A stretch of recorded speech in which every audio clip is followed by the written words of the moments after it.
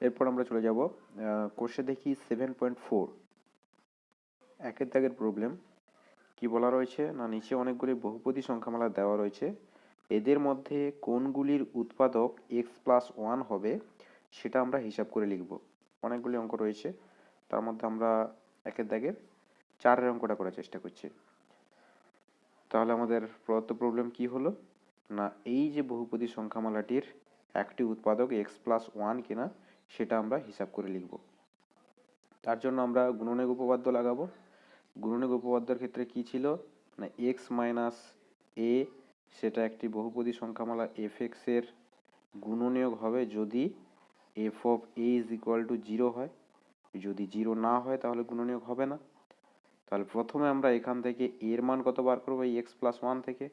তার নিয়ম কি না, x+1 ইজ ইকুয়াল টু 0 লিখে দাও। সেখান থেকে x এর যে মান পাবে সেটাই হচ্ছে কি এই এর মান। সেই মানটা ঘুরে নিয়ে গিয়ে এখান থেকে x এর মান কত পাবে না -1, তার মানে a কত -1।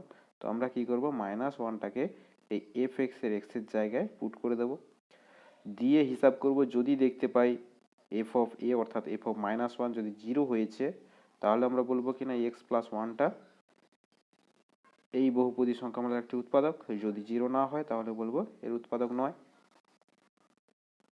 প্রথমে আমরা লিখে ফেলবো যে মনে করি fx ইজ ইকুয়াল টু যে পলিনোমিয়ালটা আমাদেরকে দেওয়া ছিল অর্থাৎ 3 প্লাস 3x মাইনাস 5x এর cube minus 4x to the power 4 minus 5x to the power 4।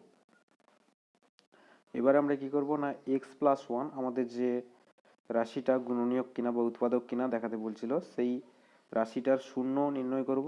তার জন্য কিনা x+1 ইজ ইকুয়াল টু 0 রাফে তোমরা করতে পারো। x ইজ ইকুয়াল টু কত হবে না -1।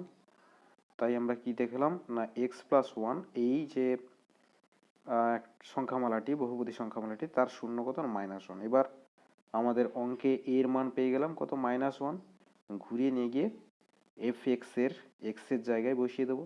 f of -1 is equal to কত হবে না 3 প্লাস 3 ইন্টু -1, 3x ছিল, মাইনাস 5 ইন্টু -1 এর cube minus 4 into -1 whole to the power -1 to the power 4।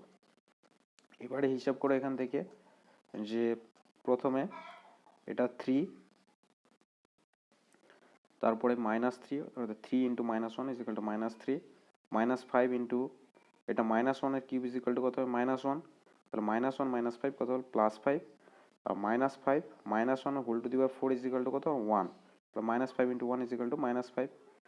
এবার এখান থেকে দেখো 3 -3 +5 -5 ইজ ইকুয়াল টু কত হয়েছে না, অবশ্যই 0 হবে, কারণ 3 -3 কেটে যাবে, +5 -5 কেটে যাবে, ইজ ইকুয়াল টু 0। তাহলে আমরা কি দেখলাম না f অফ এর মান 0, তাহলে অবশ্যই x+1 এটা এই fx এর একটা উৎপাদক হবে। তাহলে আমরা বলতে পারবো কি না x+1 দ্বারা fxটা বিভাজ্য, বা আমরা বলবো এই যে বহুপদী সংখ্যামালাটি আমাদেরকে দেওয়া ছিল সেটার একটা উৎপাদক হবে কে না x+1।